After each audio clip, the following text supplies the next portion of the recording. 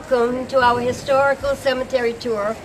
We're excited that you have chosen to be with us today. We have 11 sites in the cemetery with 9 sites with 11 characters dressed in costume. And most of the costumes they have made themselves. They're going to be at each site telling you a little bit of their fantastic history and a little bit of it embellished. We're going to be in the cemetery for about an hour, give or take 2 days. It's a beautiful day, a little cold, but everything's going to be just fine. One of the things I want to remind you of, can you still hear me? I taught first grade for 100 years. I can make you hear me over there. One of the things after the tour, when they're coming back out, if you will wait at the gate, because the characters are going to walk to the front and introduce themselves to you. And some of them you might actually know. Ready? We're going to walk to the back.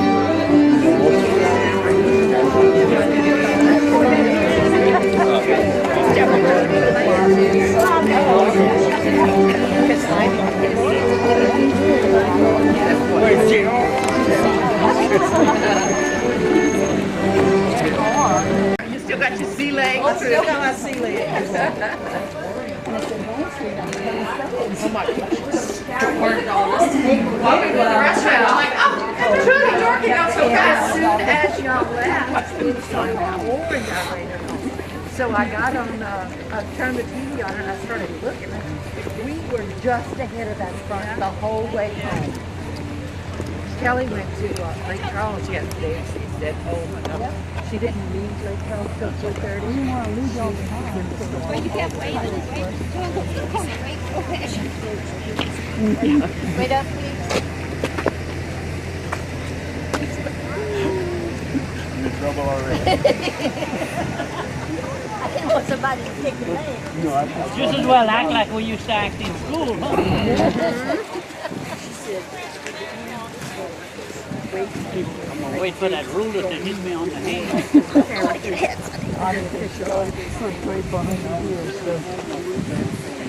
She can control her. that's where I started. Yeah, I got on. We were way off, huh? But we passed this up.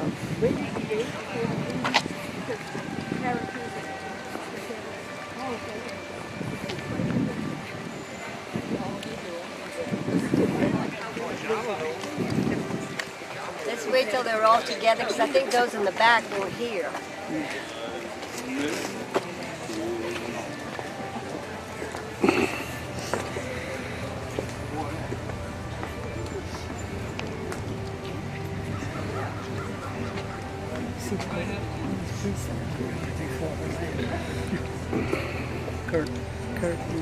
Kurt's phone, Andrew, phone, the bird. No, he's just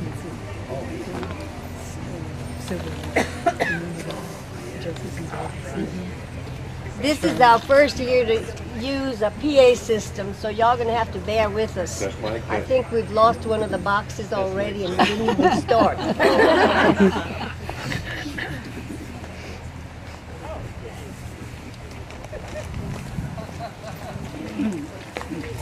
Good morning, Brother Joseph. I brought some guests for you today. Good morning, everyone. Welcome to Grand Coteau. I am Brother Joseph Brinkhouse, and a little bit about myself. I was born and raised here in Grand Coteau, lived here almost my whole life.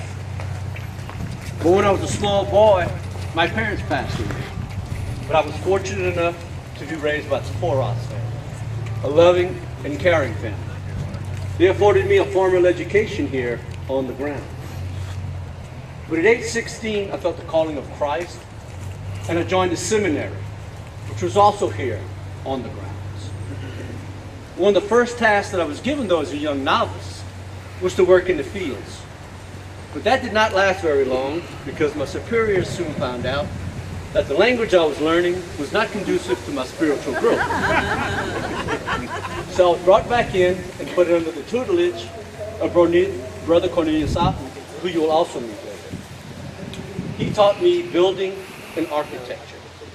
And together in about 1 year's time, we built the grand structure that you see here, St. Charles Church. Well, about 6 years later, a bell was donated by Miss Milner, who you will also meet later, and I was given the task of designing and building the structure for it that you see in the back, the bell tower. Among the other tasks and duties that I was given while I was here was to run the grounds. I ran the dairy and also the agricultural port. In the agricultural port, we had sweet potatoes, corn, and sugar cane. With sugar cane, we did produce a large amount of sugar. We had a mill here that I also ran. One of the things I'm most proud of, though, is long before Gulf States was on the scene, I introduced a carbide gas lighting system. It lit up everything and it illuminated the night, and people came from miles around to see it. I lived to be 84 years old, and the attending physician at the time of my death was my nephew, Dr. Almond Brinkhouse, who followed me in death a few months later. But enough about myself. You have a blessed day. I see two fellow Jesuits here arguing over a game of checkers, it looks like. You'll have a blessed day.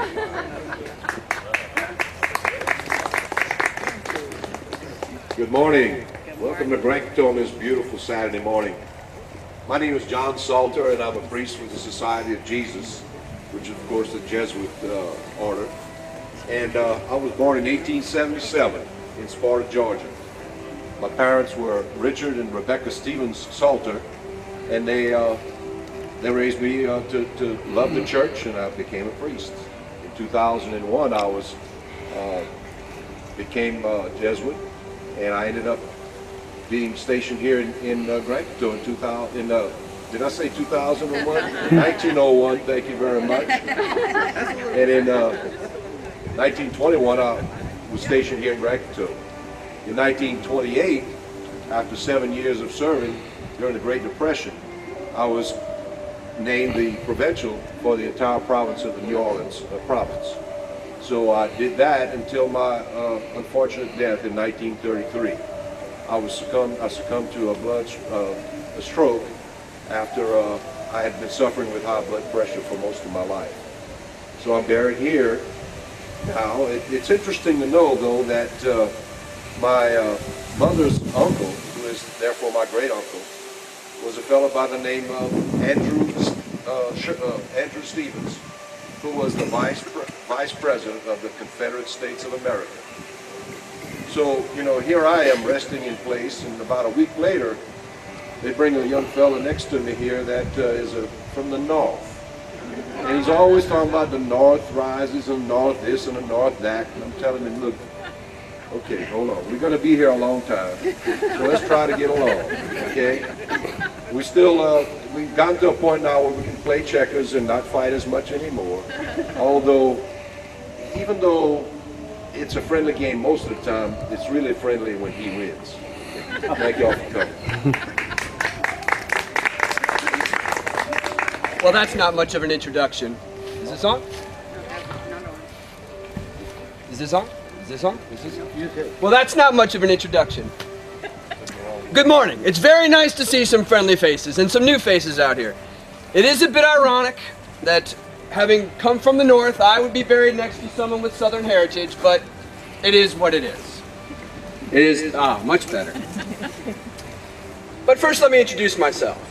I'm Father Sherman, Father Thomas Sherman. I'm one of 8 children, the second son. My mother was a saint, a beautiful woman, and devout Catholic. She was so very proud and very excited to hear that I had decided to leave the law profession, the profession of my grandfather, to become a Jesuit priest. My father, though, was very disappointed. Because while certainly I had chosen a life of service, my father had a different line of service picked out for me altogether. Military service. Because my father was a military man. Perhaps you've heard him. He reached the rank of general, General Sherman. General William Tecumseh Sherman. That was my father. General Sherman went on to become one of Lincoln's closest and most beloved commanders. And in fact, when General Ulysses S. Grant became the President of the United States of America, my father took over as the commander of all the Army. He had an amazing career. And certainly while we had our differences, I knew he loved me. And in his last days on his deathbed, I was there by his side, and I baptized him, heard his confession, gave him his final blessing, and I was even the presiding chaplain for his military funeral. He had an amazing career. As for me, I had a very full life as a Jesuit priest. I was able to combine my lawyer training with my Jesuit calling, and I was quite a popular public speaker, having a bit of the gift of the gab. I had a very full life and long career with the Jesuits until my health began to fail. And then in my 60s, I left the Jesuit order to live with my niece in New Orleans, and she was very wealthy and took very good care for me. And it was there that I died, and this is now, for the last almost 90 years now, my resting place. But enough about me. You have many more people to meet. Enjoy your day and enjoy your tour. Thank you.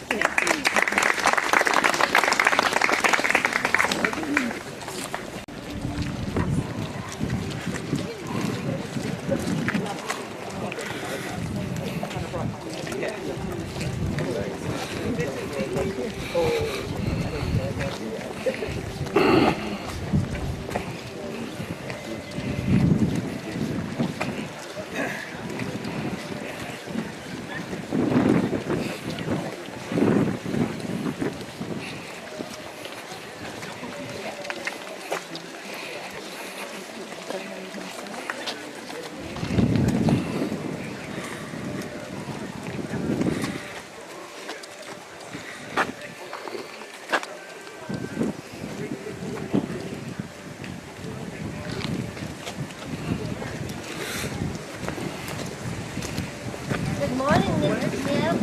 Good morning. Good morning. Mike. Looks like you're still. Can you check? Hi, good morning. Yes. We'll wait for the crowd to get here.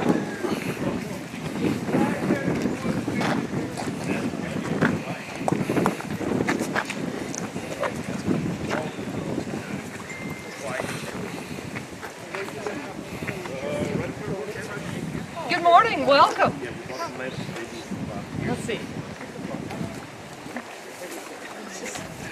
We're glad you're joining us this morning. And please allow me to welcome you to a most peaceful place of rest. I am Mary Santee Smith, Mrs. Charles Smith. My husband, Charles Smith, donated a lot of this land and was paid for orphans by the bishop for other lots. The year our parish was founded was 1821. By 1878, our original church was replaced with this church. Charles, however, did not live to see this church being built. However, he is interred here. This plot of land was set aside for Smith burial. I am not here either. I'm only visiting with you today. I am buried in Missouri, where I spent the last years of my life. Girls! Girls! Come, girls! Come join me as I tell the story of the founding of your school, the Academy of the Sacred Heart. By 1821, Charles had passed away, and we had had no children. I had given a lot of thought, not only to the wealth of this area, to the young ladies of this area, and the lack of a quality education afforded to them. I had heard of a group of nuns in France that had come to Missouri and were interested in expanding their holdings.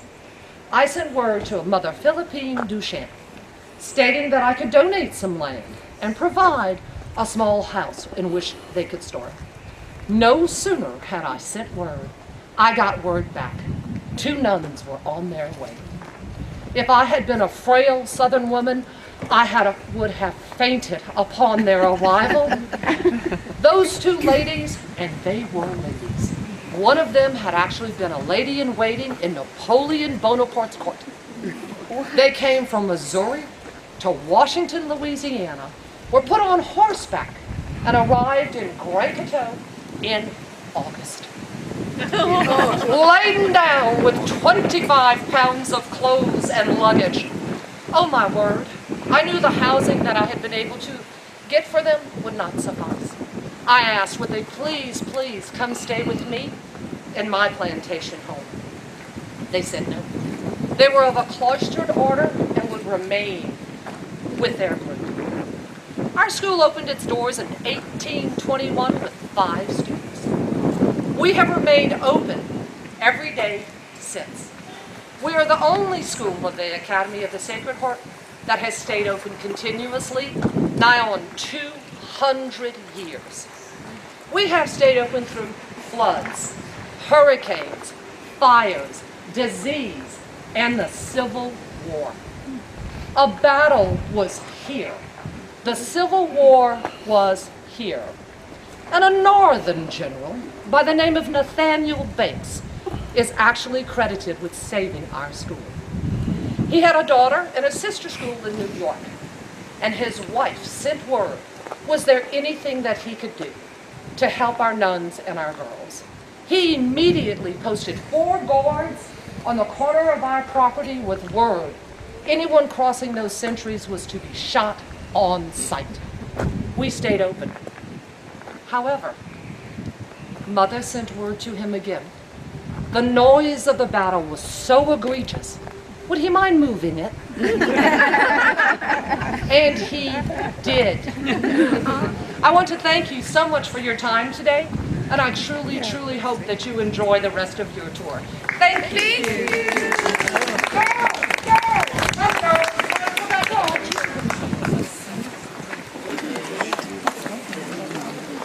We're going that way.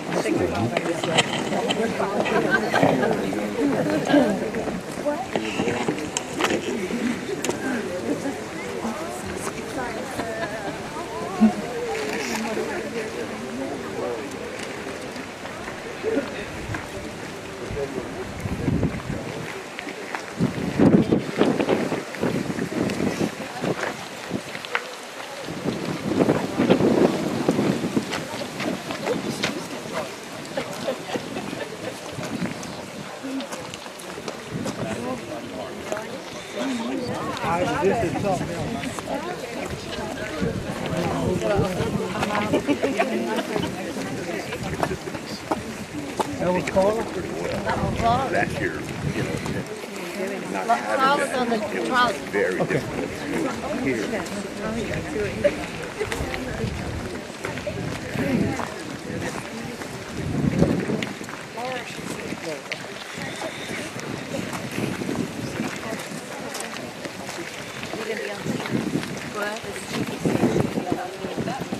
I wouldn't be here if he was.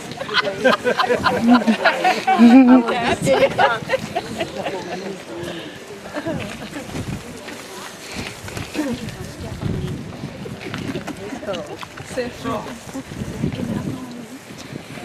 Come on, child.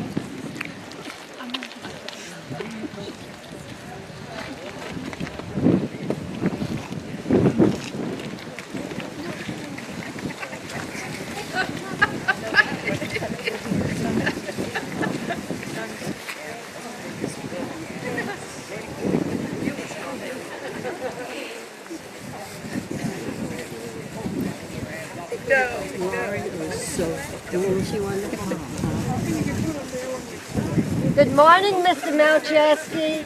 Good morning. First, we were going to have visitors today.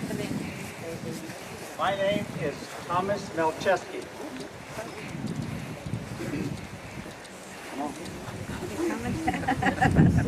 Good morning. My name is Thomas Melcheski. If you notice an accent, I'm a native of Poland. My wife Eva and I were interned in the concentration camps during the World War II. There we watched the Nazis murder our whole family. They also tattooed numbers on our arm. This was a way of dehumanizing the prisoners. After the war, we were sponsored by the Jesuits to live and work here in Grand Coteau. In our later years, we were offered to go back and visit Poland, but we declined. Too many sad memories there. One of my jobs here in Grand Coteau was a bookbinder in the St. Charles College Library, right over there. Another job I had was creating these concrete pavers. we made enough concrete pavers to create a walk, a 10-foot by 400-foot walk between St. Charles College and Our Lady of the Oaks Retreat House. Eva and I did not have any children of our own here, but we certainly enjoyed the little ones in the area. As a survivor of the work, I just want to let y'all think about how precious freedom is for us here. That never take it for granted. Thank y'all for coming. Thank you.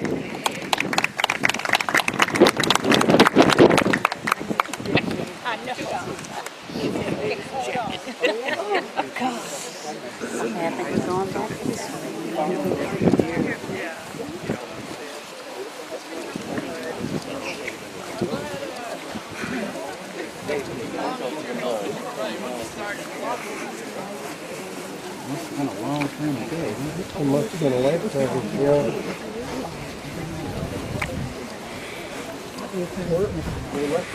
Oh, really? Yes, yes. He was living right down the road. And his wife.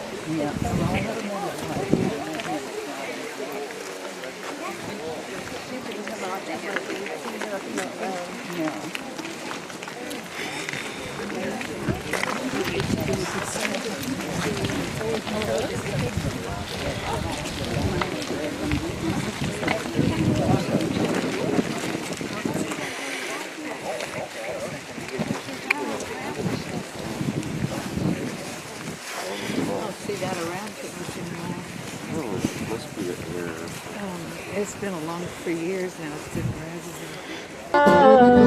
Gonna